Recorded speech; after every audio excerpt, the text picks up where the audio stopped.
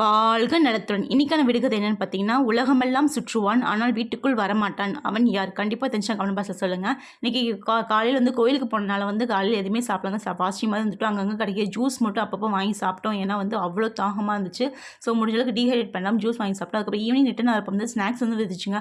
பச்சை பயிறு, கப்பக்கிழங்கு, அவல் லட்டுலாம் வித்துச்சுங்க. எல்லாமே கொஞ்சம் கொஞ்சமா வாங்கி டேஸ்ட் பண்ணி சாப்பிட்டோம். அவ்வளோ டேஸ்ட்டாக இருந்துச்சு. எல்லாத்துலேயும் உப்பு கம்மியாக அவ்வளோ டேஸ்ட்டாக இருந்துச்சுங்க. ஸோ இது சாப்பிட்டதுக்கப்புறம் வீட்டுக்கு வந்து காலையிலேருந்து சாப்பாடே சாப்பிட்றதுனால ஒரு மாதிரி இருந்துச்சு. சரி வீட்டில் வந்து ஒரே தான் சாப்பாடும் கொஞ்சம் குழம்பு வச்சுக்கலான்னு வெள்ளைப்பூடு குழம்பு வந்து வச்சவங்க. உண்மையிலே எங்கள் சித்தி வச்சாங்க. அவ்வளோ டேஸ்ட்டாக இருந்துச்சுங்க. ஒரு அரை மணி நேரத்தில் சமையல்லாம் முடிஞ்சிருச்சுங்க. சிம்பிளாக வந்து துவையலும் அப்பளம் வச்சு சாப்பிட்டவங்க. அவ்வளோ தேவாமிர்தமாக இருந்துச்சுங்க.